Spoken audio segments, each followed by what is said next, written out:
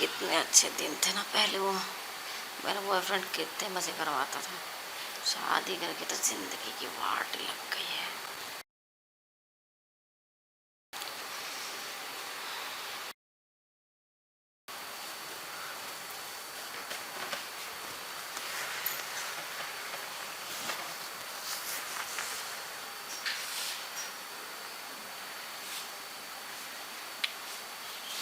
अरे अंकल जी, आप कब आए? बस अभी आया हो। क्या अरे बैठो ना, कहाँ पे जा रही हो?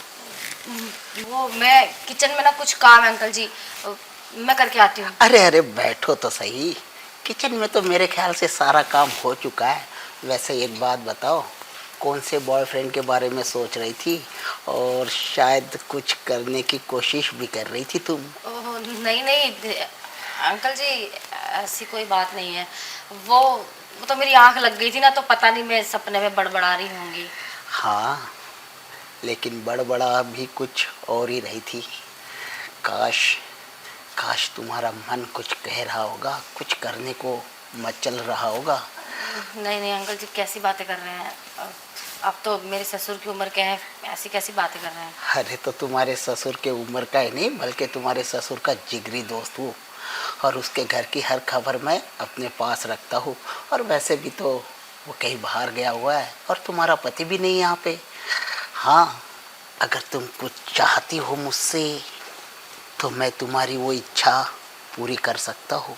नहीं नहीं, मैं कुछ नहीं चाहती। आप कुछ लेंगे? चाय? लेने को तो मैं कुछ और ही लेना चाहता हूँ। अब चाय जी? पीने, मेरा मतलब है कि चाय पीने का मूड कहाँ पे है। अगर कुछ पिलाना ही चाहती हो तो ये शबाब पिला दो। ये क्या बोल रहे हैं आप? वही जो तुम अभी नींद में बड़बड़ा रही थी। मैं समझता हूँ तुम्हारा भी मन है ना, मचल रहा है कुछ करने को, लेकिन तुम मुझसे खुल के कह नहीं पा रही हो। वैसे एक बात बताओ, अगर तुम्हारे मन में मुझे लेकर कोई डर है ना, उसे दूर हटा दो। देखो, इस वक्त घर में ना तुम्हारा पति है और ना मेरा वो दोस्त, मेरा मतलब तुम्हारा ससुर। दोनों बाप बेटे कहीं बाहर गए हुए हैं। अगर घर में कोई है तो सिर्फ तुम और मैं। और हम दोनों के बीच में क्या हो रहा है या क्या होगा या क्या हो चुका होगा, किसी को कुछ पता नहीं चलेगा। तुम्हारी भी ज़रूरत पूरी हो जाएगी और मेरे जैसे का एक शौक भी पूरा हो जाएगा। मतलब ये सब करना आपका शौक है? अरे मेरा कहने का मतलब है कि मेरी भी ज़रूरत पूरी हो जाएगी। अच्छा, जब से आपकी बीवी आपको छोड़ के गई है, आपसे भी रहा नहीं जाता है ना? वही ना, देखो ना, जब से वो गई है ना, तब से मैंने कभी बाहर कहीं पे भी हाथ नहीं मारा है। अब जब तुम खुद ही बड़बड़ा रही थी और मेरे ख्याल से है ना तुम्हें इसकी सख्त ज़रूरत आन पड़ी है इस वक्त, तो क्यों ना दो ज़रूरतमंद मिल जाए और अपना काम तमाम कर दे। अ, वैसे सोचना पड़ेगा मुझे, क्योंकि अ, आपकी उम्र थोड़ी ज़्यादा है। अरे उम्र का क्या है, उम्र का किसने देखा है, या उसके बारे में क्या सोचना है। सोचना तो पड़ेगा ना। अगर आप में इतनी पावर होती तो आपकी बीवी आपको छोड़ के थोड़ी ना जाती। अरे मेरी बीवी इसलिए छोड़ के गई थी क्योंकि मैंने उसे खुद छोड़ा था। लेकिन दुनिया वालों को अपना अच्छा कैरेक्टर दिखाने के लिए है ना, मैंने सारा दोष उस पर मढ़ दिया है।